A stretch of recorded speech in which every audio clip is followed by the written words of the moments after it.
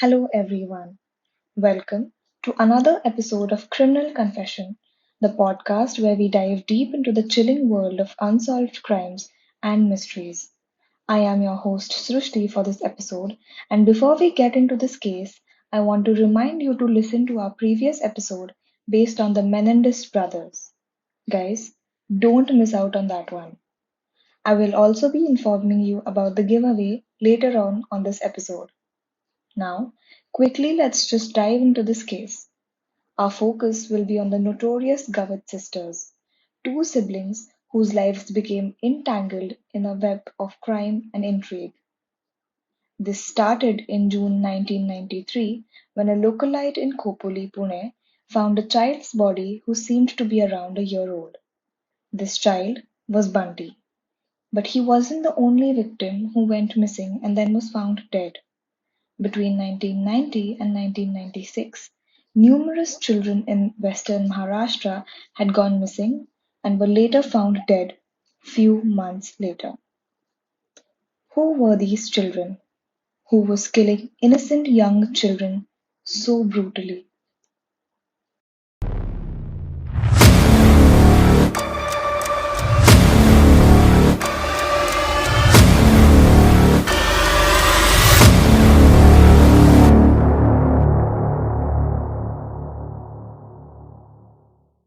The culprits were three women: AnjanaBai Gavit and her two daughters Renuka Shinde and Seema Gavit.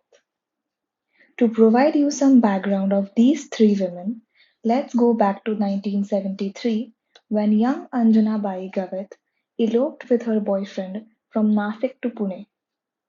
They soon had a daughter, Renuka Shinde. Soon after Renuka was born, her father and Anjana Bai's husband, who was also a truck driver, left them and never returned home. There is no information on why he left them in Pune alone. AnjanaBai was left with her young daughter Renuka. She didn't have any stable income source to live off as she was uneducated and wasn't skilled enough. She lived off the food she found in garbage cans until she found a job as a house help. But she didn't last longer than a month anywhere. AnjanaBai used to steal stuff from her workplace, was dismissed from multiple households, resulting in her being unemployed yet again. Now she had to resort to stealing money, valuable jewelry, and handbags from crowded places, and well, she was the best player at this. AnjanaBai also trained her daughter Renuka by then, who also helped her mother steal in crowded buses, temples, and long queues. Few years later, AnjanaBai got married again to Mohan Gavit, a retired soldier, who by the way was AnjanaBai's employer as well. Mohan Gavit had married his house help. They also had a daughter together whom they named Seema Gavit. These three women now were living a life they always wanted to. Mohan Gavit used to provide them with good food, education, and fatherly love. Perhaps this didn't sit right with AnjanaBai. A year later, she was caught stealing cutlery from a party, and this caused great embarrassment to Mohan Gavit. He kicked AnjanaBai, Renuka, and Seema out of his house. The impact of this event lingered within them, pushing them dangerously close to plotting a vindictive act. Now, just a speculation. Why did AnjanaBai steal when she had everything she asked for? The word for having the urge to steal is kleptomania. Kleptomania is a mental health disorder characterized by an uncontrollable impulse to steal items even when there is no need for them or a personal gain involved. It is also very important to note that kleptomania is a recognized psychological condition, and anyone experiencing this urge should seek professional help from a mental health professional for diagnosis and treatment. After getting kicked out by her husband, AnjanaBai had to again resort to stealing to fill their plates with food. AnjanaBai and Renuka trained young Seema to steal as well. It was now like a routine for them, and they got away with every theft as they were either never caught or were released due to lack of evidence. There were no CCTV cameras back then, and most people refrained from reporting theft to the local police. Years passed. AnjanaBai rented a house in Kolhapur, Maharashtra, and often went to Pune, Nasik, and Nagpur for their usual routine, stealing. Renuka Shinde also got married to a Pune-based tailor, Kiran Shinde, in 1989. They also had a son together. In 1990, Renuka and her son went to the famous Chaturshingi temple in Pune, and Renuka tried stealing a woman's handbag but was caught red handed. She knew if she wouldn't do something, she would be reported to the police. Her son was just a year old at that time. She screamed, I have a child in my hands. Why will I steal someone's handbag? I have not done anything. And surprisingly, everyone believed her and let her go. This led to a cunning idea in Renuka's mind. She told her mother and sister about this incident, and they planned to kidnap children from various cities like Pune, Thane, Kalyan, Kolhapur, and Nasik to use them as bait to get away from stealing. They also made these children beg on the streets and were tortured if they didn't bring back enough money. These women mostly kidnapped children from poor backgrounds, as the family of these children would not have enough access to file an FIR.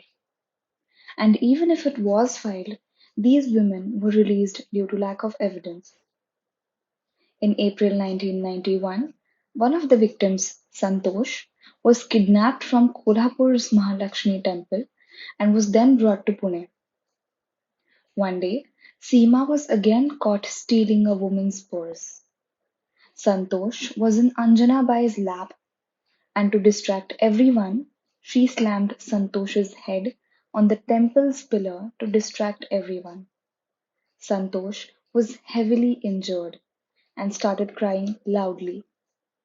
Seema took the opportunity to run and got away with what she did. Now, Santosh would not stop crying. He was just a year old, and this irritated AnjanaBai. She stepped out of the temple and banged his head multiple times on an electric pole. People around witnessed the same while eating vada pav. They hid his body in an isolated location. Another 2-year-old boy was hanged upside down and his head was slammed repeatedly against the wall.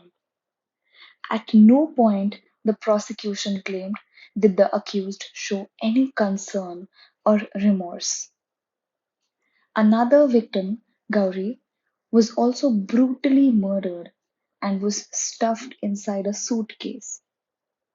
AnjanaBai bought 3 tickets to a movie at the Usha Talkies theatre, kept that suitcase under her seat, watched the film, and left that suitcase behind. Many children were victim to this. They killed every child in a different way, and Renuka's husband, Kiran Shinde, helped them dispose of the body. Articles suggest that between 1990 and 1996, around 40 children were tortured and killed by these women. Now, do you remember Anjanabai's second marriage with Mohan Gavit, the retired soldier? He got married to a woman named Pratibha and they had 2 daughters. He filed a missing complaint of his elder daughter Kranti at the Nasik police station and raised doubt towards AnjanaBai and her 2 daughters, Renuka, and Seema. When the culprits got to know the police is after them, they eloped and started living somewhere else. But the anger inside them increased every day.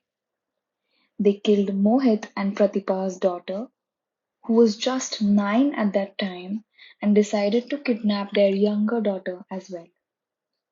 They went to Nasik but got caught in November 1996. All four of them, AnjanaBai, Seema, Renuka, and Kiran Shinde, were arrested. Their Nasik house was raided by the police, where they found toys and children's clothes in different sizes with blood stains on them. This proved that there were many victims. With heavy investigation and questioning, Seema finally confessed that they had kidnapped and murdered Kranti and they had buried her in a sugarcane farm in Pune. She also said that this was done under her mother's orders. AnjanaBai Gavit traumatized her children so brutally that Renuka had to face episodes of schizophrenia in the cell. Now comes the turning point of the case. Kiran Shinde, Renuka's husband, who had also been arrested, turned approver. He provided details of how the crimes were committed and the bodies were disposed of, and of the roles played by AnjanaBai Gavit, Renuka Shinde, and Seema Gavit. For his cooperation, he was pardoned by the court. Within 2 years of their arrest, AnjanaBai died of illness at the age of 50. In the Sessions Court at Kolhapur, the sisters were ultimately charged with 13 kidnappings and 10 murders. On 29th June 2001, the court found the sisters guilty of all kidnappings but only 6 murders, citing lack of evidence in the other 4. The Bombay High Court upheld the conviction in its ruling on 9th September 2004 but acquitted them of 1 murder. The death sentence handed down by these courts was confirmed by the Supreme Court on 31st August 2006. Then, Seema in 2008 and Renuka in 2009 filed their mercy petitions. In 2014, the president disapproved their mercy petitions. Later on, a weird request was proposed in the court by their lawyers that the death sentence must be reduced to life imprisonment due to the mental harassment faced by these sisters waiting for the president's approval and for living in the fear of death every day. On 18th January 2022, Mumbai High Court considered the mental torture faced by them and reduced their sentence from death to life imprisonment. Prosecutor Ujjwal Nikam said, "We limited the period of killing to 6 years. However, this had been going on for longer than that. The women could not remember how many children they had killed." The judges also stated that the sisters' crimes were heinous, that they were a menace to the society, and thus they will remain lodged at the Pune's Yerwada jail for the rest of their natural lives. Had their original sentences been carried out, the sisters would have been the first women to be executed in India since 1955 and the only second overall after Ratanbhai Jain was executed for killing 3 girls. For more information on this case, do follow our Instagram account at criminalconfession_, and let us know in the comments what you think about this case. Now, coming to the giveaway. Most of you have voted for an exclusive episode based on the case you guys choose for us. We are looking forward to the case you want to recommend. The criteria for the giveaway is also on our Instagram. We would greatly appreciate your support in helping us achieve two goals: reaching 100 followers on Instagram and receiving a review for our podcast on Spotify. Your assistance in following our Instagram account and leaving a review on Spotify would mean a lot to us. Thank you for considering our request. I'll see you guys on episode 5 with another case that will blow your minds and boil your blood. Thank you for tuning in. Means everything to me.